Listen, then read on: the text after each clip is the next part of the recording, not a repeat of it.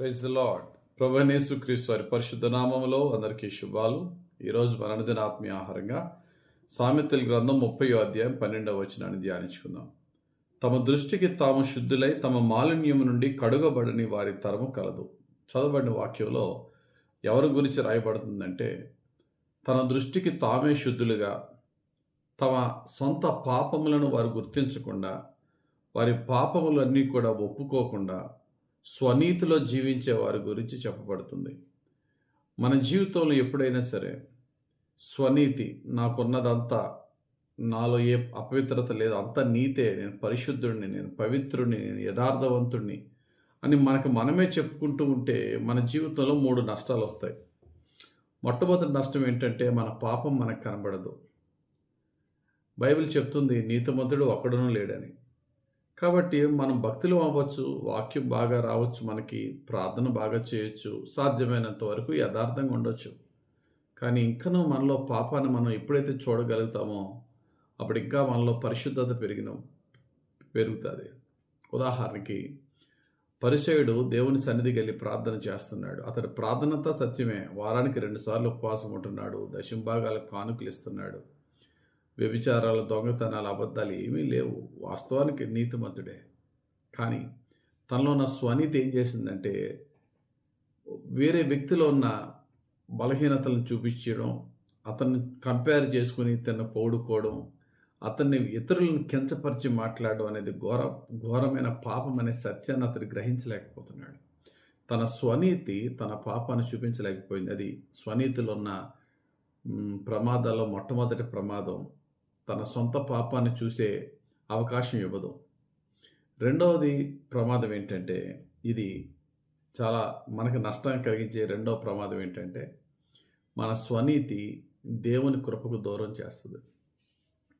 మనం ఏమైనా ఈ యొక్క జీవితంలో సుఖ సంతోషాలతో, శాంతి సమాధానంతో ఉంటున్నాము అంటే అది దేవుని కృపే.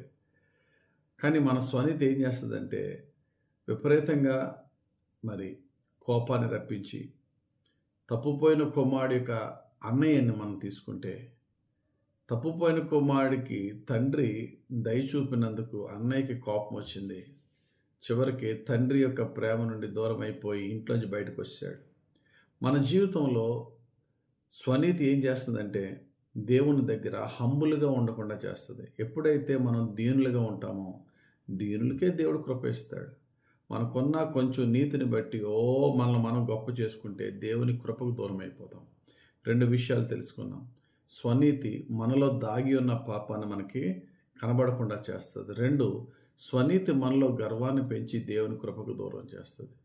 3, స్వనీతి కలిగిన వారు సెల్ఫ్ రైట్యస్నెస్ అనే ఆ యొక్క పాపం మనల్ని ఏం చేస్తుందంటే, జడ్జిమెంటల్ అనగా ఇతరులను తీర్పు తీర్చే వారిగా మనల్ని మార్చేస్తుంది. దేవుడు కనికరం చూపేమన్నాడు. ఆయన కనికరము గల దేవుడు. మనం కనికరం ఇతరుల పట్ల మనం కనికరం చూపితే మనము కనికరము పొందుదాం అన్నాడు దేవుడు. కాబట్టి ప్రియులారా, మనలో సెల్ఫ్ రైట్యస్నెస్ ఉంటే ఇతరులని ఈజీగా తీర్పు తీరుస్తాం, లేక తోలనాడుతాం, లేక అసహించుకుంటాం. అది కనుక మనలో ఉంటే, సేమ్ బైబిల్ చెప్తుంది, గోల్డెన్ రూల్ ఏంటంటే, నువ్వు ఎదటోని ఎలాగైతే ట్రీట్ చేస్తావో సేమ్ ట్రీట్మెంట్ నీకు వస్తుందని వాక్యం చెప్తుంది. యేసు ప్రభు ఒక సీమోన్ అనే వ్యక్తి ఇంటికి వెళ్తాడు. పరిసయ్యుడి ఇంటికి భోజనానికి వెళ్తాడు. ఒక పాపాత్మురాలు వచ్చి యేసయ్య పాదాలు కన్నీటితో కడుగుతూ ఉంటే, మనసులో ఆ సీమోను అనుకుంటున్నాడు, ఏటి మా ఊర్లో ఈమె పాపాత్మురాలు యేసయ్య పాదాలని కన్నీటితో కడిగి ముద్దు పెట్టుకుంటుంటే యేసయ్యకి ఆ మాత్రం తెలియదా ఈమె పాపాత్మురాలని? ఆయన దైవాత్మ కలిగిన వాడు కదా. మా ఊరు వచ్చిన తర్వాత యేసు ప్రభుని మా ఊరిలో ఇంత ఘనంగా మేము గౌరవిస్తుంటే ఈ పాపాత్మురాలను ఎందుకు ఈయన అంగీకరిస్తున్నాడని తనలో తను అనుకుంటున్నాడు. ఆ తర్వాత యేసయ్య సీమోనికి బుద్ధి చెప్పాడు. ఆమెనమ్మా, నీ పాపములు క్షమింపబడ్డాయి, వెళ్ళని చెప్పి పంపించాడు. సీమోను నీతిమంతుడు అవ్వచ్చు, యథార్థవంతుడు అవ్వచ్చు, కానీ ఎదుటి వారిని తీర్పు తీర్చే విధంగా, వారిలో నా పాపాన్ని బట్టి వారి గురించి కించపరిచే విధంగా తన హృదయములు అనుకున్నది కూడా యేసు ప్రభు గమనించాడు. కాబట్టి 3 విషయాలు గమనిద్దాం. మనలో ఉన్న నీతిని బట్టి మనము అతిశయిస్తే లోపల మనలో దాగి ఉన్న పాపాన్ని మనం చూడలేము. 2, గర్వించి దేవుని కృపకు దూరం అయిపోతాం. 3, ఇతరులను తీర్పు తీర్చి దేవుని చేత తీర్పు పొందుతాం. ఇతరులను కనికరిస్తే దేవుని కనికరం పొందుకుంటాం.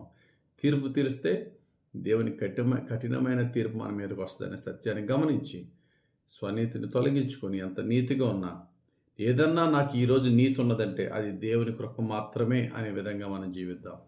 దేవుని యొక్క కృపలో హెచ్చింపబడదాం. దేవుడు తన పరిశుద్ధ వాక్యం మన జీవితం నెరవేర్చును గాక. ఆమేన్. పరిశుద్ధుడా, ప్రేమ కలిగిన తండ్రి, ఇచ్చిన వాక్యం బట్టి స్తోత్రాలయ్యా. ధ్యానించిన వాక్యం అందరికీ రక్షణ వాక్యంగా మార్చమని యేసయ్య నామములో ప్రార్థించి వేడుకొనుచున్నాం తండ్రి. ఆమేన్. తండ్రి, కుమార, పరిశుద్ధాత్మ దేవుని యొక్క సన్నిధి ఇప్పుడు ఎల్లప్పుడు మనకు తోడు నడిపించి స్వనీతి నుంచి రక్షించి కాపాడును గాక. ఆమేన్. God bless you.